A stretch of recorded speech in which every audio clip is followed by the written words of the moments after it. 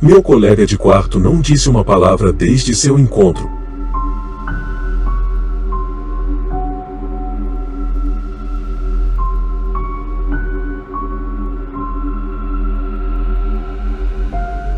Conheço Chris desde o ensino fundamental e durante os 2 anos que moramos juntos neste apartamento ele não mudou muito. Ele ainda gosta de ficção científica e fantasia, ainda um pouco tímido e estranho com gente nova. Ele ainda luta com problemas de peso e confiança e ainda é uma das pessoas mais atenciosas que conheço. Ou pelo menos ele era até recentemente. Entre meu trabalho sem saída no armazém e o drama familiar, tenho meus próprios problemas, mas tento ajudar Chris com seus problemas, assim como ele sempre esteve ao meu lado durante os meus. Fui eu quem primeiro sugeriu a Chris que ele usasse aplicativos de namoro para fazer amigos e talvez encontrar algo mais. Funcionou para mim no passado, e imaginei que se Chris pudesse trocar mensagens um pouco para aumentar sua confiança, ele poderia ter um pouco mais de sucesso. Isso faz com que seja minha culpa, pelo menos em parte. Mas vamos encarar, eu estava preocupado com o cara. Ele não conhecia ninguém desde o ensino médio, e a recente pandemia limitou ainda mais suas opções. Sem acesso às lojas de jogos e convenções, que geralmente eram os únicos lugares onde ele se sentia confortável para socializar, Chris se refugiou cada vez mais na concha. Ele ainda falava demais, como nos velhos tempos, mas eu estava preocupada com o que poderia acontecer se eu me mudasse ou começasse a namorar alguém seriamente. Chris não teria mais ninguém. Talvez eu o tenha pressionado demais. Talvez eu tenha ignorado os sinais. Não é como se o perfil que ele me mostrou parecesse photoshopado ou falso. A garota tinha mais de uma foto e parecia bastante normal. Ela poderia até conversar, embora as mensagens que Chris me mostrou fossem um pouco estranhas.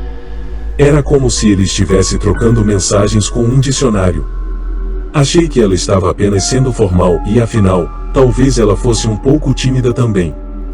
É verdade que seu sorriso era um pouco grande e seus olhos pareciam muito arregalados e ansiosos, mas isso poderia ter sido apenas um truque de luz. Eu não queria desencorajar meu amigo de sua primeira oportunidade em anos, apenas com base em alguma vibração estranha que eu estava sentindo. Ela sugeriu que eles se encontrassem, e eu disse a Chris para aceitar. Isso foi há cerca de 3 dias. Na noite do encontro deles, lembro-me de sorrir maliciosamente quando o relógio passou da meia-noite. Meu amigo Chris finalmente marcou, pensei. Eu ainda estava jogando na sala quando Chris chegou por volta das 3 da manhã. Quando ele ignorou minhas perguntas e caminhou sonhador em direção ao seu quarto, percebi que ele estava apenas cansado, ou, esperançosamente, satisfeito demais para falar. Mesmo quando Chris não saiu do quarto às 14 horas do dia seguinte, eu não fiquei preocupado. Ele dormiu até tarde. Dormir até tarde também era um comportamento típico de Chris, e eu ia me atrasar para o meu turno. Não comecei a ficar preocupado até chegar em casa tarde naquela noite. A cozinha tinha sido tão saqueada que pensei que tivéssemos sido arrombados, e o cheiro que vinha do banheiro poderia ter amordaçado um verme. Uma lata de feijão frito pela metade estava espalhada como sangue pelo chão. Gavetas e armários estavam abertos. Pacotes de plástico rasgados e migalhas estavam por toda parte. A bagunça levava direto para o quarto de Chris, mas a porta estava bem fechada. Eu estava exausto depois de 8 horas carregando caixas de papelão pelo armazém, então apenas fiz uma anotação mental para conversar com Chris sobre seus hábitos de limpeza e alimentação antes de desabar na cama. A cozinha saqueada permanecia inalterada quando acordei. Com um suspiro, bati na porta do quarto da minha colega de quarto. Chris? Perguntei. Nenhuma resposta. Abri a porta com uma careta. Este quarto também cheirava horrível e, com as persianas fechadas e a lâmpada apagada, estava incrivelmente escuro. Eu mal conseguia distinguir o formato do peito de Chris subindo e descendo sob os lençóis. Ele estava respirando como alguém usando um respirador. Chris?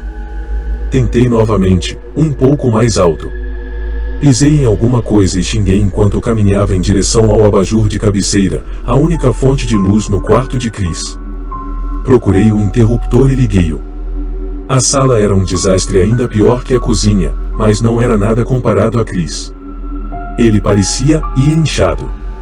Sua pele inchou como se ele estivesse tendo uma reação alérgica, tanto que parecia que ele não conseguia nem abrir os olhos. Sua pele estava coberta de suor e restos de comida, e sua barriga, debaixo dos lençóis, era tão grande que parecia distendido. Porém, não tive muito tempo para olhar, porque a mão inflada de Chris começou a se debater em busca da luz. Ele bateu cegamente, mergulhando a sala de volta na escuridão. Um som horrível de chiado saiu de sua garganta. Chris, cara, você está me assustando. Eu gritei. O que está acontecendo? Dedos inchados se fecharam em volta do meu pescoço. Era como se Chris estivesse tentando me puxar para seu rosto e me afastar ao mesmo tempo. Fiquei abalado como uma boneca de pano, e desde quando minha colega de quarto era tão forte? Caí no lixo nojento no chão e corri para a porta, batendo-a atrás de mim.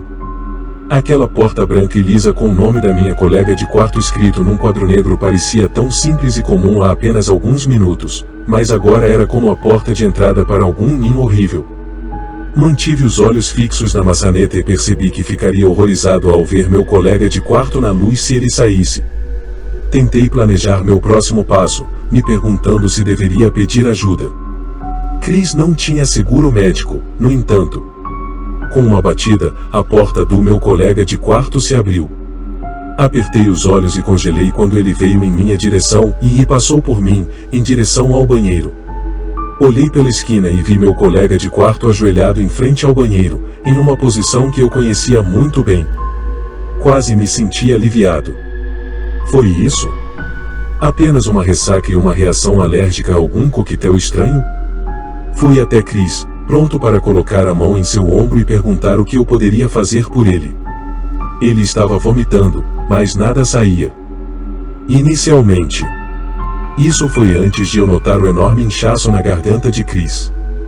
Era como se algo que estava crescendo em seu estômago finalmente estivesse saindo.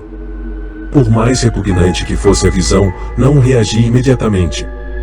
Não até que vi a primeira gavinha, branca e nervosa, saindo da boca do meu amigo. Mas se seguiram. Eles procuravam cegamente qualquer coisa que pudessem tocar, e inclusive eu. Eu gritei e me afastei da extensa floresta de gavinhas claras. Parecia impossível que a massa contorcida na minha frente pudesse caber dentro de Chris, e mais o que eles estavam tirando dele era ainda pior. As gavinhas se organizaram como pernas de aranha, empurrando a bancada do banheiro, o vaso sanitário e as paredes. Chris desmaiou quando eles tiraram algo de sua garganta. Era um feto, mas não como qualquer bebê humano que eu já tivesse visto. Por um lado, estava totalmente vivo e móvel, girando para se libertar dos tentáculos que usou para escapar do corpo do meu amigo. Ele se roeu até se libertar, caindo no chão com um barulho nauseante. Antes que eu pudesse reagir ou até mesmo gritar, a coisa pegajosa, contorcida e de aparência horrivelmente humana saiu correndo pela ventilação do banheiro. A floresta de gavinhas que lhe deu origem começou a murchar e desabar sobre o corpo do meu amigo. Agarrei o pulso de Chris, mas não precisei da falta de pulso para me dizer que ele estava morto. Tarde demais, liguei para os serviços de emergência. Os primeiros socorristas eram policiais comuns, mas quando viram a cena no meu banheiro, fizeram outra ligação, e os dois homens que chegaram alguns minutos depois não pareciam agentes de nenhuma agência de aplicação da lei que eu já tenha conhecido. Ouvi falar. Eles nem sequer se identificaram, contando com a polícia para me convencer a falar.